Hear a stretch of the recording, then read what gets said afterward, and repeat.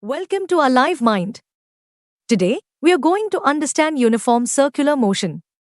Let's get started. Uniform circular motion is when an object moves in a circular path at a constant speed. But there's more to it than just going around in circles. Imagine a car driving around a circular track. Even though the car's speed is constant, its direction is always changing.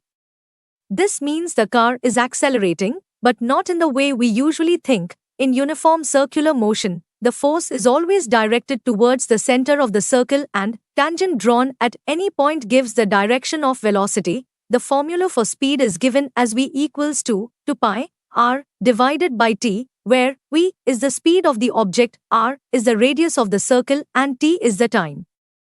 Some everyday examples include the motion of satellites around the Earth, the blades of a ceiling fan, and even the second hand of a clock. In each case, the object moves at a constant speed but continuously changes direction. Let's highlight the key differences between uniform circular motion and uniform linear motion. Uniform circular motion. The object moves in a circular path. The speed is constant, but velocity is variable. It is an accelerated motion. Direction of motion changes. At every point, centripetal force is involved. Example, athlete running on a circular track. Uniform linear motion, the object moves in a straight path, the speed and velocity remain constant.